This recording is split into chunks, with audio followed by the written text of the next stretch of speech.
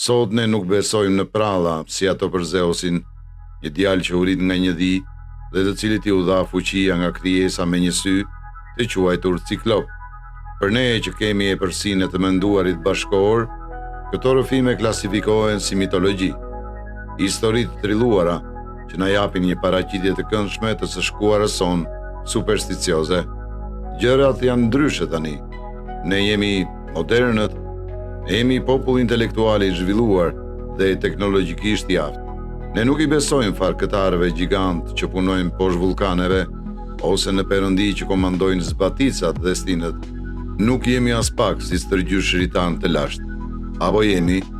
Ne e konsiderojmë veten individ modern dhe të arsyeshëm, e megjithatë feja me prapur e species son përfshin një mori të tërë tregimesh magjike, njerëz që ngrihen nga të vdekurit në mënyrë të pashpjegueshme, lindje të panatyrshme nga virgjëresha, perëndia akmarse që sjellin epidemi dhe përmbytje, skëtera përvoluese.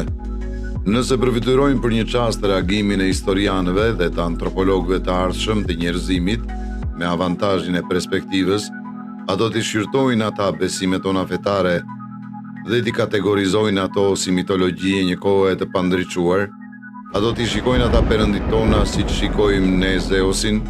A do t'i grumbullojnë shkrimet tona të shenjta dhe t'i degdisin në atë rafë të librash të plurosur të historisë?